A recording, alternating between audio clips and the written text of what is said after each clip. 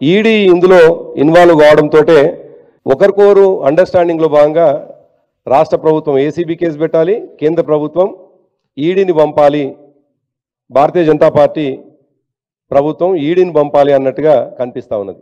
ఇవాళ కాదు ముందు నుంచి కూడా మేము ఈ మాట చాలా స్పష్టంగా చెప్తా ఉన్నాం.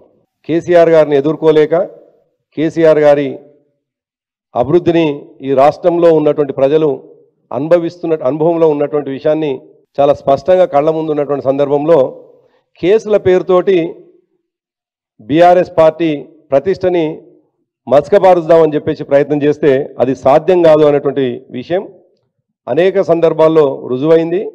ఈ కేసు తర్వాత కూడా అదే రుజువు అవుతుంది అనేటువంటి విషయాన్ని ఈ సందర్భంగా గుర్తు చేస్తూ ఉన్నాం.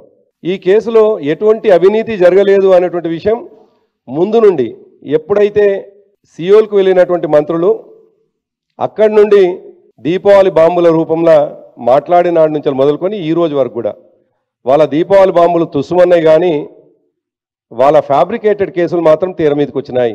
సియోల్ నుండి మొదలుకొని ఈ రోజు వరకు కూడా ఈ రాష్ట్రంలో మా కేటీఆర్ గారి పైన, మా పార్టీ వర్కింగ్ ప్రెసిడెంట్ గారి పైన ఒక అక్రమ కేసుని ఎట్లన్నా చేసి పెట్టాలి, తద్వారా కక్ష సాధింపుగా జైలుకు పంపించాలనేటువంటి ఒక దుర్మార్గమైనటువంటి ఆలోచన రాష్ట్ర ప్రభుత్వం చేస్తున్నది కళ్ళకు కనిపిస్తున్నటువంటి సత్యం.